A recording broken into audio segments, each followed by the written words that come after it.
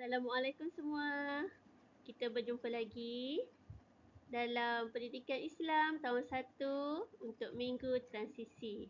Mari belajar bersama Ustazah. Adik-adik, seperti biasa permulaannya kita akan baca dulu objektif pengajaran pada hari ini. Objektif kita adalah di akhir pembelajaran kami dapat mempelajari rukun iman. Manakala kriteria kejayaan kita adalah yang pertama, saya boleh menyebut rukun iman satu persatu. Dan yang kedua, saya boleh memberikan contoh cara beriman kepada Allah Subhanahu Wa Taala. Adik-adik, di dalam rukun iman ada 6 perkara. Kesemuanya kita wajib percaya. Mari kita lihat dan baca rukun iman satu persatu. Yang pertama, beriman kepada Allah. Yang kedua, beriman kepada malaikat. Yang ketiga, beriman kepada kitab. Yang keempat, beriman kepada Rasul. Yang kelima, beriman kepada hari kiamat. Dan yang terakhir, yang keenam, beriman kepada qada dan qadar. Adik-adik, bagaimana cara kita beriman kepada Allah?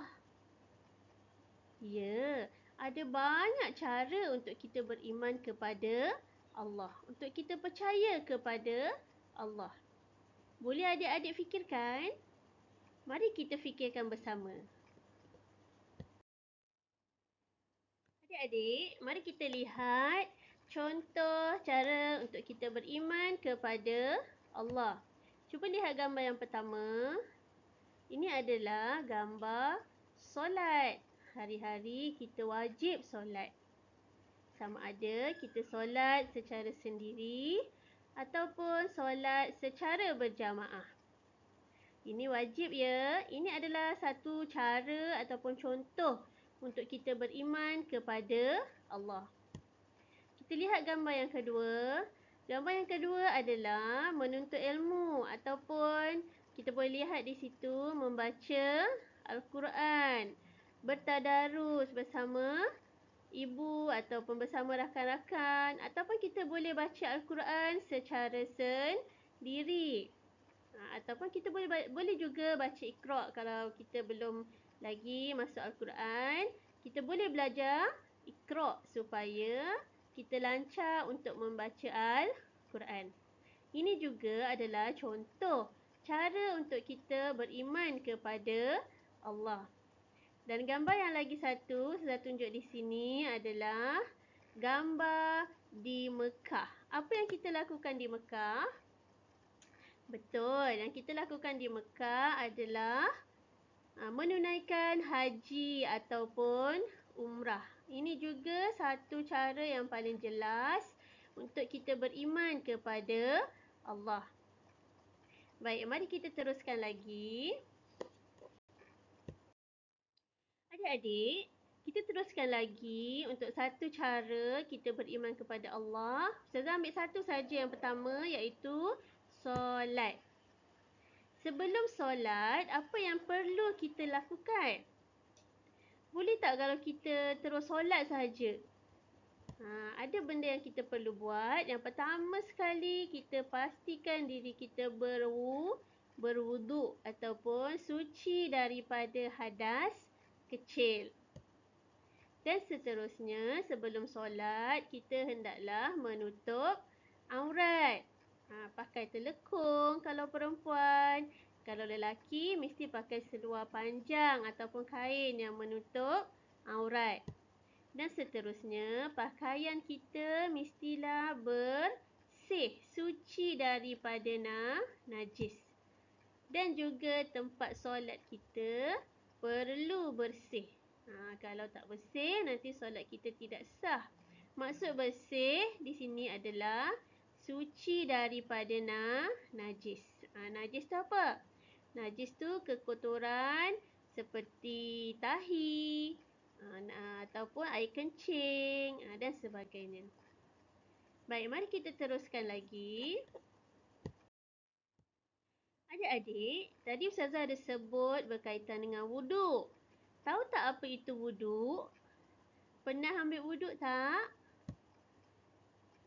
Wuduk adalah meratakan air pada anggota wuduk berserta dengan niat. Bukan semua badan kita anggota wuduk. Ada beberapa anggota wuduk di tubuh badan kita yang kita perlu ratakan air, perlu kenakan air berserta dengan niat. Niat tu di dalam hati. Apa dia niat wuduk? Mari kita baca, ikut Ustazah baca. Niat wuduk adalah sahaja aku mengangkat hadas kecil kerana Allah Ta'ala. Lagi sekali, ikut Ustazah baca. Sahaja aku mengangkat hadas kecil kerana Allah Ta'ala. Ini adalah pengertian wuduk dan juga niat berwuduk. Ini yang paling asas sekali sebelum kita solat. Boleh ya? Adik-adik, homework untuk minggu ini adalah di dalam buku aktiviti minggu transisi, sila buat muka surat 59, 60, 61 dan 62. Dan jangan lupa turn in tugasan kamu dalam GC Pendidikan Islam bersama Ustazah. Sekian saja, kita jumpa lagi nanti. Jangan lupa like, share dan subscribe. Assalamualaikum.